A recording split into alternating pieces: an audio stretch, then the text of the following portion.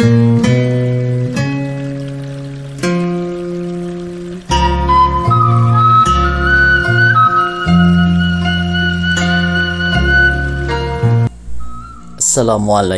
warahmatullahi wabarakatuh. Pemirsa dimanapun saja Anda berada, selamat berjumpa kembali dengan channel YouTube Insan Dongeng. Pada malam ini saya Bang Elgi akan melanjutkan dongeng klasik Salah Asuhan bagian ke-11. Selamat mendengarkan. Jika kau tanyakan padaku, Hanapi, bolehkah aku berkata bahwa sesungguhnya tak layak nian semacam engkau mempunyai harta yang besar harganya sebagai Rapiah itu. Engkau biasa berkata bahwa anak itu istri pemberian ibumu. Tapi jika dari bermula engkau sudah setengah hati menerimanya, apakah sebabnya maka engkau petik bunga yang hendak kembang itu dari tangkainya? Lupakah engkau bahwa bagi seorang perempuan, gadis itu hanya sekali saja seumur hidupnya, selagi gadisnya bagai emas berbungkal akan harganya. Tapi jika ia sudah meranda, di mata laki-laki ia pun tidak berharga lagi. Tahukah engkau hinanya pula kedudukan perempuan bila ia menjadi seorang randa yang diceraikan oleh suaminya? Berlainan sekali keadaanmu laki-laki yang bagi salah satu golongan perempuan ada dipandang semakin naik harga jika ia sudah berkali-kali beristri, karena nyatalah laki-laki itu amat laku dan orang japutan. Bah Hanapi, perkataan kesucian budi, kesopanan batin yang kau artikan dari inner logic aristokratik ada menjadi bunga bibir bagimu. Setiap duduk, setiap tegak, kau berkata bahwa cita-citamu ialah hendak beristrikan orang yang mempunyai kesopanan batin. Tapi jika engkau bertanya kepadaku dan aku berkata terus terang bahwa aku tidak ragu-ragu lagi di mana tempat kesucian budi dan kesopanan batin itu, yaitu bukanlah pada engkau melainkan pada Rapiah juga. Hanya sekian aku hendak berkata-kata kepadamu. Sesudah Nyonya Asisten Residen berkata serupa itu di tempat bermain tenis di muka orang banyak, banyaklah Nyonya dan Tuan yang tidak berkunjung lagi ke rumah Hanapi. Di tempat bermain tenis pun ia hampir tersisih banyak orang yang menyimpang jika bertemu di jalan besar. Dan jika tidak dapat menghindar lagi, masing-masing menganggukkan kepala saja sekadar buat memelihara pergaulan di negeri kecil.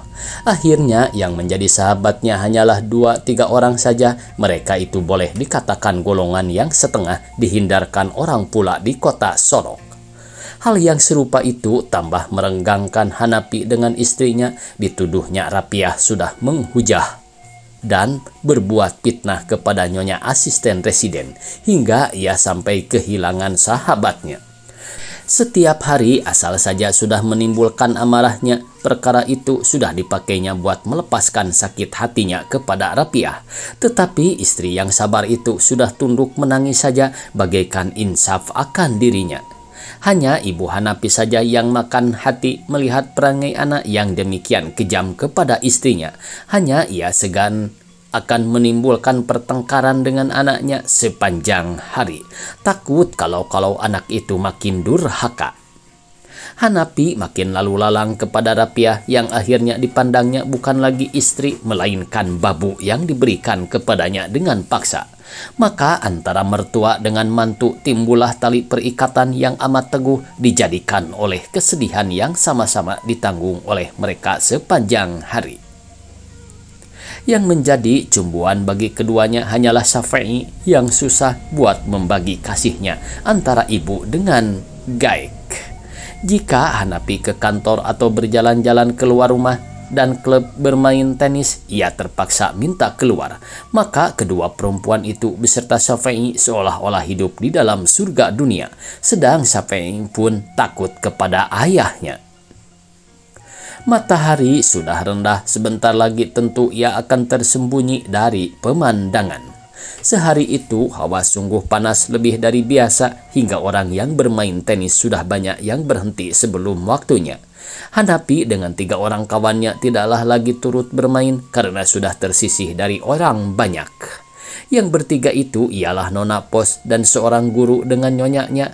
Oleh karena seperuntungan, makin kariblah persahabatan mereka itu. Pada petang itu, mereka sedang duduk bersenda gurau di dalam kebun Hanapi, tempat Hanapi menerima kedatangan Kori dahulu. Sebelum datang kawan-kawan yang hendak bermain, keempat sahabat itu sedang memperkatakan hendak mendirikan klub tenis yang baru. Jika perlu, membawa beberapa orang bumi putra terpelajar yang belum masuk pada klub kelas 1 itu. Sebenarnya Hanapi tidak sungguh-sungguh menurutkan tutur kata ketiga kawan itu karena hatinya sedang kusut, teringat akan masa yang lalu. Di tempat itulah bersenda gurau dengan Kori, bertengkar, bergelak-gelak, membaca syair, melihat-lihat gambar dan surat-surat mingguan, memperkatakan masa yang lalu dan masa yang akan datang, dan lain-lain. Bagi 2 orang yang bersahabat memang tak kurang perkara yang akan dituturkan. Sebagai dalam mimpi tergambarlah segala temasa dahulu di muka kenang-kenangannya, di tempat yang biasa diduduki oleh Kori, yaitu di seberang kursinya adalah duduk Suje, nona kantor pos itu. Di rumah sendiri, Hanapi tidak mempunyai seseorang sahabat. Tempat berhandai-handai bagi segala orang, memang perlulah mempunyai sahabat, tempat ia mencurahkan hati, tempat menyatakan sakit senangnya, tempat mempercayakan segala cita-cita. Dahulu sahabat itu ialah Kori, setelah Kori nyalah dari pergaulannya, maka dicoba-cobanya lah akan memenuhi tempat kosong itu dengan Suje. Penukaran itu memang jauh daripada mencukupi, tapi daripada tak ada sahabat sama sekali, memadai jualah ia. Hanya segala rahasia atau kata yang dahulu dapat dipercayakan kepada Kori, belum setengah ia berani menceritakan kepada Suje. Orang lain sudah biasa menyumbang-nyumbangkan Hanapi dengan nona pos itu. Memang begitulah keadaan di negeri kecil. Yang sejengkal jadi sedepa. Jika kurang-kurang pandai gadis menjaga kata-kata orang, niscaya namanya seketika akan ke tanah. Itulah sebabnya maka pergaulan Hanapi dengan Suje sudah dikatakan ada berada karena hampir setiap petang. Selepas Suje dari pekerjaan, mereka kelihatan bersama-sama di jalan besar. Setelah Hanapi bertanya berkeliling apakah kawan-kawan suka teh cangkir lagi, maka berserulah ia, "Buyung, Buyung."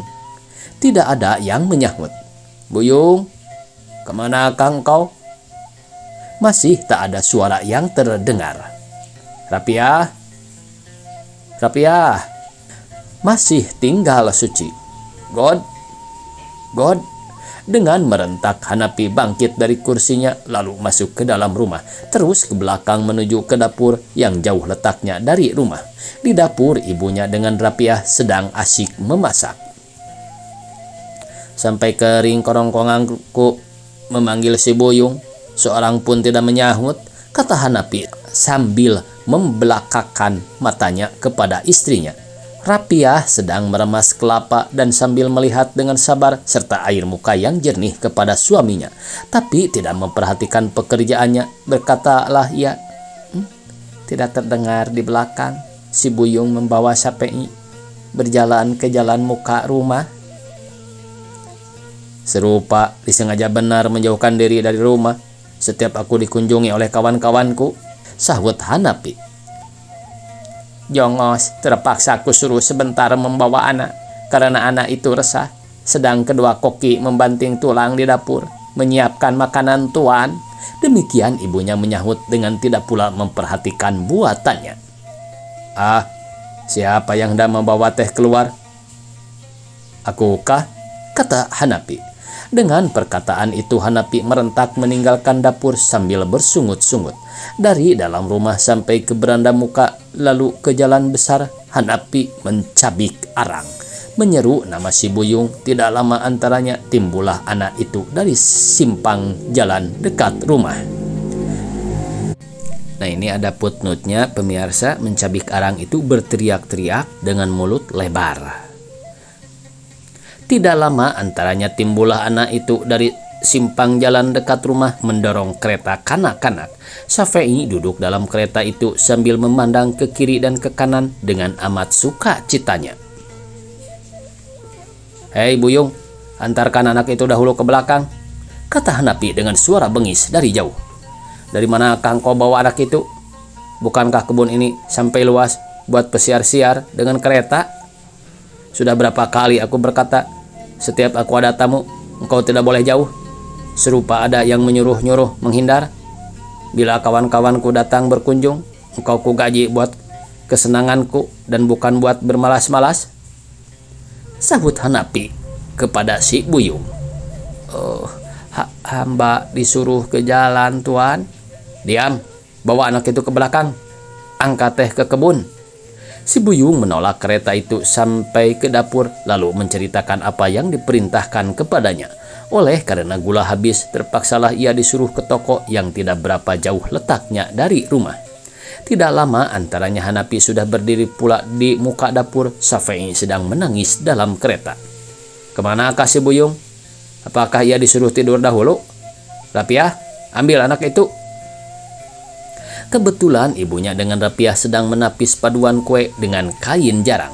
Kedua perempuan itu sama-sama menggenggam kain itu ujung ke ujung, sedang ibu Hanapi mengharu-haru dengan senduk. "Ambillah anak itu, nanti habis napasnya sebab mencabik arang," kata Hanapi kepada Rapiah sekali lagi, seolah-olah tidak diindahkannya bahwa tangan istrinya sedang terikat pada pekerjaan itu. "Kedua budakmu sedang menyediakan makanan buat junjunannya, Hanapi," sahut ibunya dengan tajam. "Coba-cobalah barang sekali menggantikan pekerjaan perempuan atau bujang, supaya tahu menghargakan peluh orang yang keluar dalam berhambakan diri itu. Jika engkau takut bahwa rongkongan anak itu akan belah, ambillah sebentar. Si Buyung tidak kusuruh tidur, melainkan pergi membeli gula buat yang dipertuankannya juga." Orang tua itu mengumpulkan segala kesabaran waktu berkata demikian kepada anaknya, tetapi dari suaranya yang gemetar jelaslah sudah bahwa darahnya sudah mendidih. Dengan tidak berkata sepatah jua, Hanapi mengambil anaknya dari kereta lalu didukung-dukungnya ke tempat kawan-kawannya duduk. Oleh karena mendukung itu berlaku dengan setengah hati, jangankan teduh, makin keraslah jerit Syafei.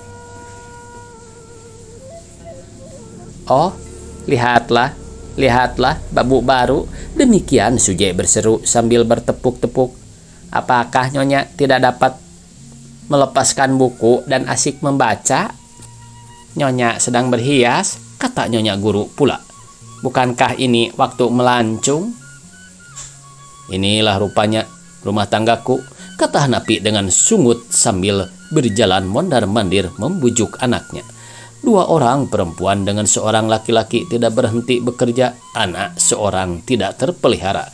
Tamu yang hanya dihidangi teh sudah menimbulkan gugup. Sementara itu, sekalian orang di luar berpandai-pandai mempertimbangkan hal ihwalku. Di dalam rumah, sangkanya dalam rumah tanggaku memang surga dunia. "Inilah rupanya rumah tanggaku," kata Hanapi dengan sungut sambil berjalan mondar-mandir membujuk anaknya. Dua orang perempuan dengan seorang laki-laki tidak berhenti bekerja. Anak seorang tidak terpelihara. Tamu yang hanya dihidangi teh sudah menimbulkan gugup. Sementara itu, sekalian orang di luar berpandai-pandai mempertimbangkan hal ihwalku. Di dalam rumah, sangkanya dalam rumah tanggaku memang surga dunia. Sekecil-kecilnya anak apabila orang tuanya bersungut, ia pun turut merasa. Oleh karena itu, tangis Syafei yang memangnya tidak jinak pada ayahnya makin menjadi. Anak itu sudah memutar-mutarkan badannya sebagai belut yang hendak melepaskan diri dari genggaman orang sambil menjerit-jerit sekuat-kuatnya. Pada ketika itu Rapiah naik ke rumah hendak mengambil suatu barang, maka terdengarlah dari rumah pekikan raung anaknya yang luar biasa. Dan lupa malu takut menghamburlah ia keluar mendapatkan anaknya dengan lengan baju tergulung, baju kusut, tangan dan muka coreng-moreng. secara rupa Rapiah waktu itu. Di tengah-tengah kedua perempuan bangsa barat yang berpakaian segala indah, patut benarlah ia dinamakan Koki Hanapi, pemberian ibunya. Rapiah memang sudah kehilangan gentar atau malu memperlihatkan rupa secara itu ke muka sahabat-sahabat suaminya sekiranya ia tidak akan mengambil anaknya yang menangis secara itu. Tentu diupah atau dipaksa pun ia tak mau menunjukkan muka kepada tamu suaminya. Teristimewa pula keluar dari dapur dengan keadaan yang serupa itu. Kemarahan Hanapi kepada anaknya yang katanya sudah dimasuki setan dan kepada si Buyung yang masih belum datang, serta malunya kepada kawan-kawannya melihat istrinya datang yang tidak ubah rupanya dengan Koki, semuanya sudah tertumpah ke atas kepala Rapiah. Sambil merentakkan anak itu ke tangan ibunya, dikatainya lah istrinya di muka kawan-kawannya dengan segala nista dan penghinaan, hingga ketiga tamu itu menjadi resah dan tidak berketentuan rasa lagi. Rapiah tunduk tidak menyahut, hanya air matanya saja yang berhamburan. Syafi'i dalam dukungan ibunya yang tadinya menangis keras, lalu mengganti tangisnya dengan beriba-iba seakan-akan tahulah anak kecil itu bahwa ibunya yang tidak berdaya sedang menempuh azab dunia dan menanggung aib di muka-muka orang. Sedang Rapiah berjalan gontai menuju ke dapur sambil menundukkan kepala seolah-olah sedang bertangis-tangisan dengan anaknya. Si suami celaka masih mengiringkannya dengan kata-kata yang sudah tak layak didengar lagi. Pada waktu itu Ibu Hanapi sedang di tengah rumah pula, jadi mendengar dan melihatlah ia apa yang sedang terjadi. Sesampainya ke dapur pula lalu dipeluk dan ditangisinya lah menantu dan cucunya yang malang itu. Maka ketika itu di dalam dapur tiadalah lain yang terdengar, hanyalah keluh kesah dan tangis ketiga mereka itu saja. Bagaikan tahu Syafi'i akan nasib ibunya, maka tangisnya yang keras tadi sudah tidak kedengaran sedikit jua lagi, melainkan turutlah ia mengisak-isak dan membasahi baju ibunya dengan air mata yang tidak berkeputusan keluarnya. Si Buyung datang membawa teh ke tempat Hanapi dengan kawan-kawannya. Hanapi tidak berkata sepatah jua, entah sebab menahan marahnya, entah rasa menyesal atas kekerasan yang tidak pada tempatnya itu, entah pun ia insaf betapa besarnya kesedihan yang sudah ditimbulkannya atas ketiga makhluk yang sedekat-dekatnya kepada hatinya di dunia ini. Entahlah, tetapi ia tinggal termenung sebagai orang yang hendak kehilangan akal. Udara serupa itu tentu menekan seluruh orang yang sedang bertetamuan di sana. Ketiganya turut pula berdiam diri, masing-masing mengenakan akan bencana yang sudah terjadi di muka mereka sendiri. Maka lenyaplah pada mereka segala nafsu hendak bersendak gurau. Setelah Hanapi mempersilahkan minum sebagai digerakkan oleh sebuah mesin, maka tangan mereka meraba cangkirnya, masing-masing meminum tehnya seteguk-seteguk. Sejurus lamanya tidak kedengaran sesuatu apa, sepatah kata pun tidak. Akhirnya Tuan Guru melihat pada arlojinya, lalu berkata pada nyonya-nyonyanya, "Malam ini mesti menyiapkan rapor anak-anak. Sebaik-baiknya janganlah kita terlelai pulang ke rumah." Dengan tidak menyahut sepatah jua, nyonyanya bangkit dari duduknya lalu mengunjukkan tangan kepada Hanapi dengan perkataan, "Hari sudah petang, lain hari lagi kita berjumpa lagi." Tuannya pun berjabat tangan dengan Hanapi. Suje rupanya hendak tinggal, tapi Hanapi sudah mendahului mengunjukkan tangannya padanya sambil berkata, "Lain hari berjumpa lagi, Suj." Sedang Suje menyambut tangan itu dengan cepat dan melepaskan pula dengan seketika, maka memandanglah ia kepada Hanapi dengan cemooh sambil mengangkat bibirnya yang di atas. Hanapi tidak memperhatikan perangai Suje. Setelah ia tinggal seorang diri, mengempaslah ia ke atas sebuah kursi malas yang ada pula di situ, serta menarik napas panjang. Sementara itu ibunya melihatkan saja apa yang berlaku dari jendela di tengah rumah. Lamalah ia memandang pada anaknya yang tidur berbaring sebagai orang yang sedang menyadari untung hari pun sedang berebut senja. Rapiah mendukung anaknya membantu si Buyung mengangkat makanan ke rumah. Bersambung. Billahi taufiq wal hidayah. Wassalamualaikum warahmatullahi wabarakatuh.